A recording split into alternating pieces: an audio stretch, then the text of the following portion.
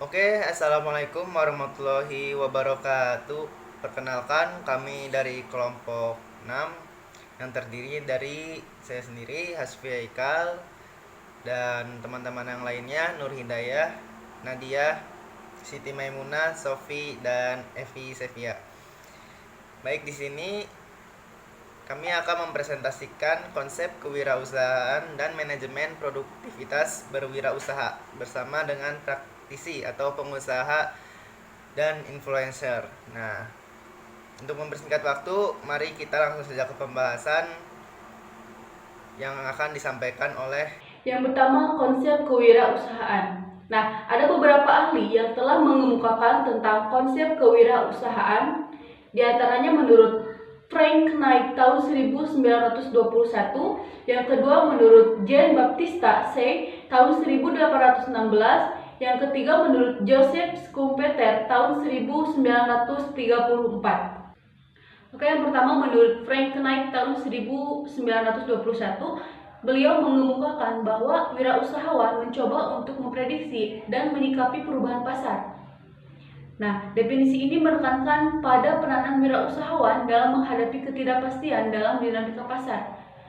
Seorang wirausahawan disyaratkan untuk melaksanakan fungsi-fungsi manajerial mendasar seperti pengarahan dan pengawasan. Yang kedua menurut Jean Baptista Say tahun 1816. Nah, beliau mengemukakan bahwa seorang wirausahawan adalah agen yang menyatukan berbagai alat-alat produksi dan menemukan nilai dari produksinya. Yang terakhir, menurut Joseph Schumpeter tahun 1934, beliau mengartikan bahwa wirausahawan sebagai seorang inovator yang mengimplementasikan perubahan-perubahan dalam pasar melalui kombinasi-kombinasi baru. Kombinasi baru tersebut bisa dalam bentuk yang pertama, memperkenalkan produk baru atau dengan kualitas baru. Yang kedua, memperkenalkan metode produksi baru. Yang ketiga, membuka pasar yang baru. Yang keempat, memperoleh sumber pasokan baru dari bahan atau komponen baru. Dan yang terakhir, menjalankan organisasi baru pada suatu industri. Nah, Schumpeter mengkaitkan wirausaha dengan konsep inovasi yang diterapkan dalam konteks bisnis serta mengkaitkannya dengan kombinasi sumber daya. Oke, selanjutnya unsur-unsur dan prinsip manajemen produktivitas. Adapun unsur-unsur manajemen produktivitas terbagi menjadi tiga, yaitu yang pertama ada efisiensi. Nah, produktivitas sebagai rasio output atau input merupakan ukuran efisiensi pemakaian sumber daya. Nah, efisiensi merupakan suatu ukuran dalam membandingkan penggunaan masukan yang direncanakan dengan penggunaan masukan yang sebenarnya terlaksana. Nah, pengertian efisiensi berorientasi kepada masukan. Yang kedua, efektivitas. Efektivitas merupakan suatu ukuran yang memberikan gambaran seberapa jauh target yang dapat tercapai baik secara kuantitas maupun waktu. Nah, makin besar persentase target tercapai, maka makin tinggi tingkat efektivitasnya. Oke, selanjutnya ada kualitas. Nah, secara umum kualitas adalah ukuran yang menyatakan seberapa jauh pemenuhan persyaratan, spesifikasi, dan harapan konsumen. Nah, kualitas merupakan salah satu ukuran produktivitas. Meskipun kualitas sulit diukur secara matematis melalui rasio output atau input, namun jelas bahwa kualitas input dan kualitas proses akan meningkatkan kualitas output. Menurut Putih 1989, beliau mengemukakan bahwa peningkatan produktivitas dapat dicapai dengan menekan sekecil-kecilnya segala macam biaya termasuk dalam memanfaatkan sumber daya manusia dan meningkatkan pengeluaran sebesar-besarnya. Dengan kata lain, bahwa produktivitas merupakan pencerminan dari tingkat efisiensi dan efektivitas kerja secara total. Maka prinsip dalam manajemen produktivitas adalah efektif dalam mencapai tujuan dan efisien dalam menggunakan sumber daya. Itu menentukan ide usaha. Ide usaha adalah sesuatu yang dapat menatakan inspirasi yang mendorong munculnya suatu ide usaha dan menduga lebih awal gitu apakah ide tersebut dapat mendatangkan suatu nilai tambahan atau tidak. Nah, di sini ada hal-hal yang harus diperhatikan dalam menentukan ide usaha. Yang pertama itu analisis lingkungan. Nah, langkah-langkah yang terdapat dalam menganalisis lingkungan, yaitu yang pertama memperhatikan lokasi. Di sini kita memperhatikan apakah lokasi tersebut cocok atau tidak untuk usaha yang akan kita lakukan. Yang kedua itu memperhatikan jenis usaha di sekitar. Nah, kita tuh harus memperhatikan gitu ya, jenis-jenis usaha yang ada di sekitar itu apa saja gitu. Jangan sampai kita membuat ide usaha itu yang sudah ada di lingkungan sekitar. Nah, yang ketiga itu memperhatikan ide usaha yang belum ada. Nah, yang belum ada kenapa?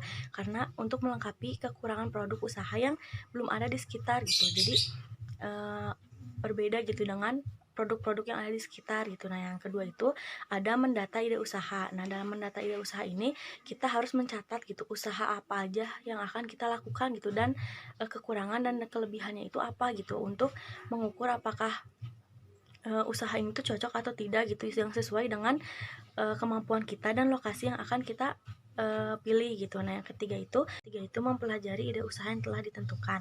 Nah, di sini kita harus memahami gitu ya ide usaha yang akan kita tentukan, dan kita juga harus mempelajari dengan cermat gitu ide tersebut. Nah, selain itu kita juga harus menanamkan tekad dan rasa percaya diri gitu untuk menekuni ide tersebut gitu. Selain itu juga setelah semuanya kita miliki, kita harus melakukan langkah nyata gitu dengan mendirikan ide usaha tersebut. Nah, yang keempat itu menciptakan kesuksesan dalam usaha.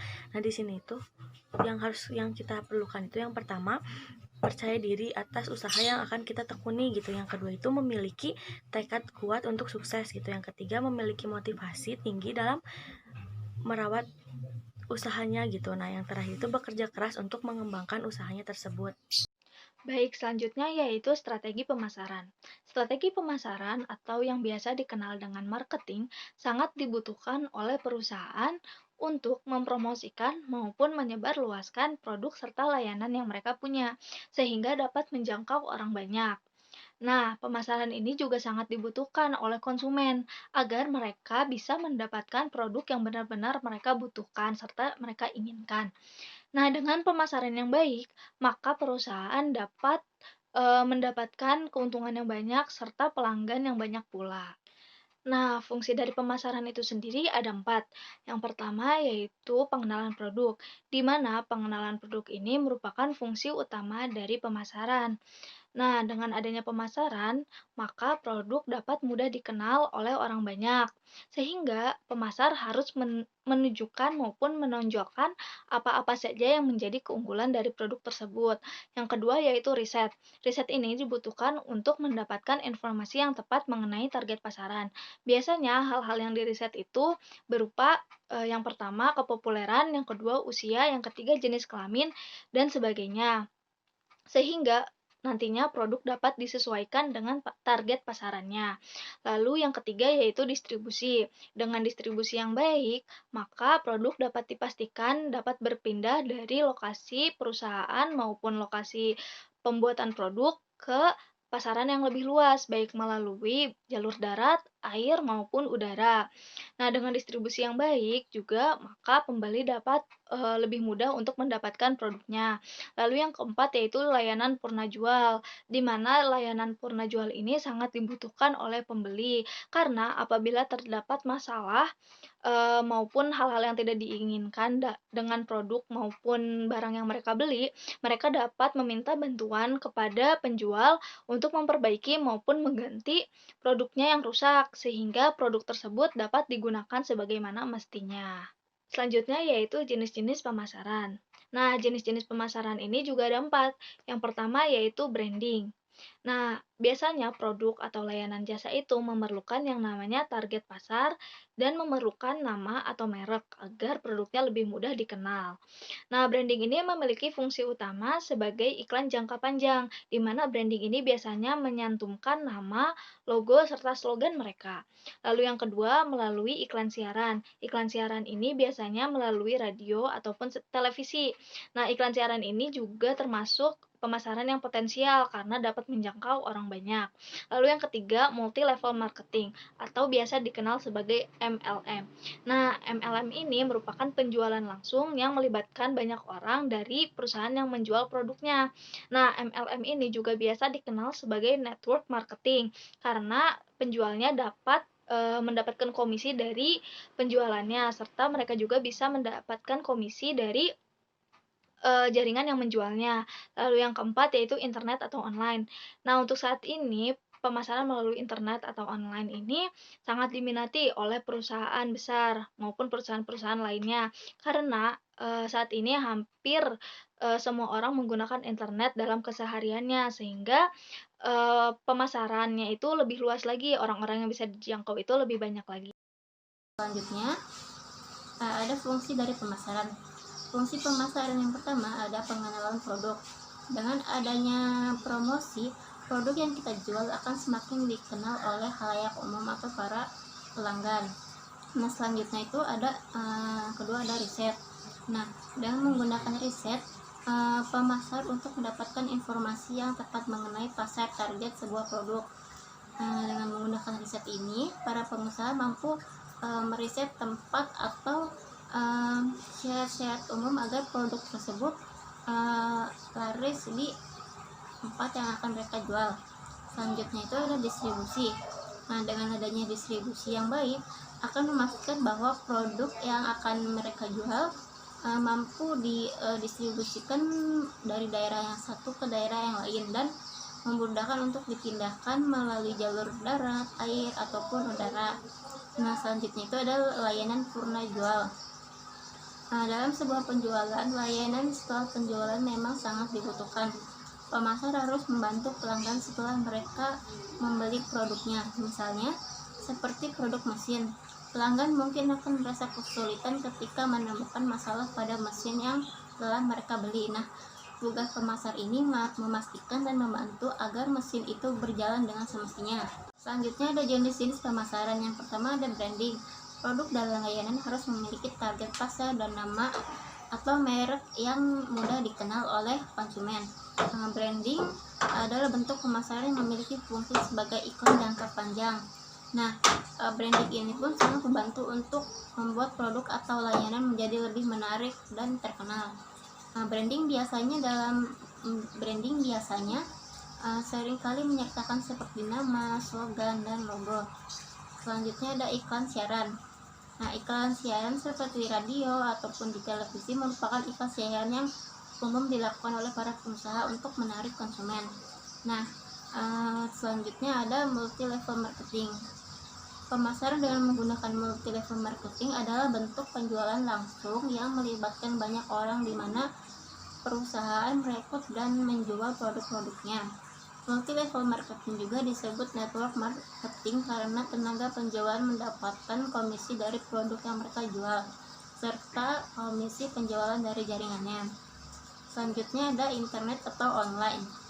Nah, kebanyakan para pengusaha itu melakukan promosinya di media sosial karena kebanyakan konsumen pun sudah memiliki media sosial yang semakin memudahkan informasi tersebut tersebar. Oke, baik. Selanjutnya di sini saya akan membahas strategi pemasaran. Nah, jadi dalam menjual sebuah produk dibutuhkanlah strategi pemasaran agar dapat mengembangkan usahanya. Jadi tanpa adanya strategi pemasaran yang baik, tentunya seseorang akan kesulitan dalam meningkatkan penjualan usahanya. Nah, adapun langkah-langkahnya nih, yang paling pertama yang harus dilakukan adalah satu, kenali pasar atau pelanggan. Mengenali pasar itu sangat penting. Kenapa? Karena pasarlah yang akan memakai produk kita untuk nanti. Nah, lalu bagaimana cara mengenali pasar? Nah, yang pertama, kamu harus tahu sasaran pelanggan yang akan memakai produk kamu. Misalnya kamu bergerak di bidang fashion, wanita, maka sebaiknya sasaran yang kamu bidik adalah ya wanita usia 15 sampai 30 tahun. Jadi semakin kecil pasar yang kamu bidik, kan fokus gitu kan, tidak banyak gitu, kecil, maka peluang untuk sukses di pasar tersebut itu semakin besar, begitu. Nah, lalu pelanggan. Setelah pasarnya itu pelanggan. Pelanggan juga dibagi menjadi 3, yaitu pelanggan internal, pelanggan perantara, dan pelanggan eksternal. Nah, jadi pelanggan internal itu adalah orang atau pengguna produk yang berada di dalam perusahaan dan memiliki pengaruh terhadap maju mundurnya perusahaan. Orang dalam begitu. Jadi pelanggan yang membeli produk dan ia itu berada di dalam perusahaan begitu. Lalu ada pelanggan perantara. Nah, ini adalah orang yang berperan sebagai perantara produk, bukan sebagai pemakai. Komponen distributor seperti agen-agen koran yang memasarkan koran atau toko-toko buku. Nah, itu merupakan contoh pelanggan perantara. Nah, begitu ya. Lalu ada pelanggan eksternal. Nah, setiap orang atau kelompok orang pengguna suatu produk yang dihasilkan oleh perusahaan bisnis. Nah, jadi gitu. Jadi pelanggan eksternal inilah yang berperan sebagai pelanggan nyata atau pelanggan akhir, gitu. Lalu yang kedua, ada memilih lokasi pemasaran yang tepat. Nah, ini lokasi sangat penting juga karena lokasinya strategis tidak begitu untuk memasarkan produk-produk kita nih. Jadi, lokasi pemasaran itu menjadi hal yang ini ya, sangat penting juga ya di dalam dunia bisnis, karena dalam bisnis seorang pasti memerlukan lokasi yang strategis. Nah, untuk memasarkan produknya. Contoh nih, target pasar kamu itu seorang mahasiswa, maka kamu harus memilih lokasi yang dekat dengan kampus, begitu. Selanjutnya yang ketiga, manfaatkan media sosial. Nah, pada masa sekarang ini sangat penting sekali media sosial digunakan sebagai digital marketing ya.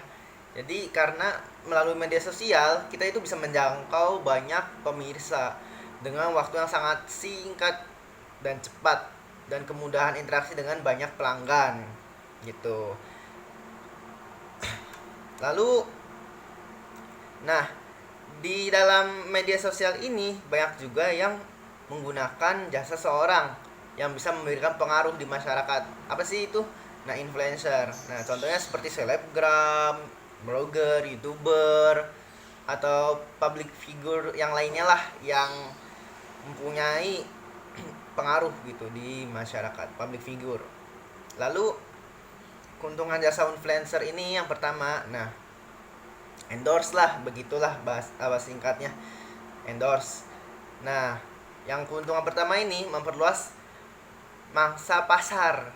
Nah, jadi melalui endorsement yang dilakukan oleh influencer, jadi otomatis akan memperluas pangsa pasar karena biasanya para influencer memiliki followers yang aktif dan like-nya maupun komen di akun media sosial tersebut. Lalu meningkatkan jumlah followers kita. Nah, saya memperluas pangsa pasar, followers juga pastinya ikut kecipratan, naik begitu. Next. Lalu meningkatkan omset penjualan, tentunya yang karena produk kita di endorse, di review oleh orang berpengaruh, public figure, tentunya kepercayaan customer juga sudah ini dong, udah diuji oleh influencernya. Wah, ini barang oke banget, udah di endorse sama ini, udah rekomen kan, ibaratnya direkomenin oleh selebgramnya, influencernya untuk membeli toko di kita. Otomatis omset penjualan kita juga naik karena banyak orang yang membeli produk di kita, begitu. Tentunya terus ada menambah koleksi testimoni ya, testimoni juga kan karena di endorse gitu kan. Lalu ada meningkatkan branding. Nah, brand, jadi kekuatan endorsement selanjutnya ini itu di strategi pemasaran ini itu bisa meningkatkan branding bisnis online. Maka dari itu coba nih yang punya bisnis nih. Nah, begitu. Lalu ada ini yang keempat. Selanjutnya yang keempat yaitu di dalam strategi pemasaran itu ada menawarkan promo yang menarik, special offer gitu kan. Jadi saat sekarang ini banyak orang yang menyukai ada promo gitu kan. Ntar aja belinya, nunggu promo aja gitu. Ada promo buy one get one. Nah, jadi mendengar aja tuh udah tertarik. Nah, ini di dalam dunia strategi pemasaran ini sangat penting sekali ya. Selanjutnya mengikuti tren atau perkembangan zaman. Oke, nah ini nih yang paling penting. Tentunya kita harus mengikuti tren atau perkembangan zaman gitu. Karena kalau nggak trending ya kita ketinggalan begitu. Contohnya dalam bisnis pakaian, kamu jangan hanya menjual pakaian yang modelnya ya itu aja gitu kan. Misalkan sekarang lagi banyak tie dye gitu ya, kalian belajar untuk membuat kaos polos menjadi model tie dye begitu. Lalu yang strategi pemasaran selanjutnya itu ada bauran pemasaran. Nah, marketing mix. Yang pertama adalah ada produk. Nah, sesuatu yang ditawarkan ke calon konsumen. Ya, ini berupa barang ataupun jasa. Anda tahu. Price, yaitu harga. Nah, jadi sejumlah uang yang harus dikeluarkan oleh customer konsumen untuk memiliki produk tersebut dan menikmati produk tersebut gitu. Jadi apa aja sih yang termasuk di dalam price? Yaitu ada daftar harganya, ada bundlingnya ataupun diskon dan potongan harga. Lanjut, place, tempat penjualan. Nah, ini lokasi ya yang tadi yang sangat penting sekali gitu, dimana calon-calon konsumen ini bisa dengan mudah menjangkau atau mendapatkan barang atau jasa yang diinginkan. Lalu ada promote. Nah, biasanya mahasiswa nih paid promote begitu. Jadi kegiatan-kegiatan ada cara yang dilakukan oleh pengusaha untuk mengenalkan barang atau jasanya gitu. Bisa di Facebook Ads atau Instagram ataupun acara-acara mahasiswa paid promote, himpunan mahasiswa. Oke. Mungkin cukup sekian. Selanjutnya akan dilanjutkan oleh teman saya. Terima kasih. Yang terakhir yaitu strategi pemasaran STP atau segmenting, targeting, dan positioning. Untuk lebih jelasnya, apa itu segmenting, targeting, dan positioning? Segmenting atau segmentasi pasar adalah pengelompokan pasar menjadi kelompok-kelompok konsumen yang homogen, di mana tiap kelompok dapat dipilih sebagai pasar yang dituju untuk pemasaran suatu produk. Agar segmentasi pasar dapat berjalan dengan efektif, maka harus memenuhi syarat-syarat pengelompokan pasar seperti measurability atau ciri-ciri atau sifat-sifat tertentu pembeli harus dapat diukur atau dapat didekati. Yang kedua yaitu accessibility atau suatu keadaan di mana perusahaan dapat secara efektif memusatkan usaha pemasarannya pada segmen yang telah dipilih. Yang terakhir yaitu substantiability atau segmen pasar harus cukup besar atau cukup menguntungkan untuk dapat dipertimbangkan program-program pemasarannya. Selanjutnya yaitu targeting atau target market. Setelah perusahaan mengidentifikasi peluang segmen pasar, maka selanjutnya yaitu mengevaluasi beragam segmen tersebut untuk memutuskan segmen mana yang menjadi target market.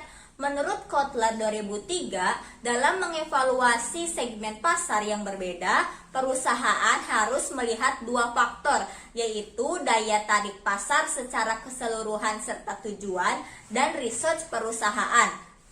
Perusahaan harus melihat apakah suatu segmen potensial memiliki karakteristik yang secara umum menarik, seperti ukuran, pertumbuhan, profitabilitas, skala ekonomi, risiko yang rendah, dan lain-lain.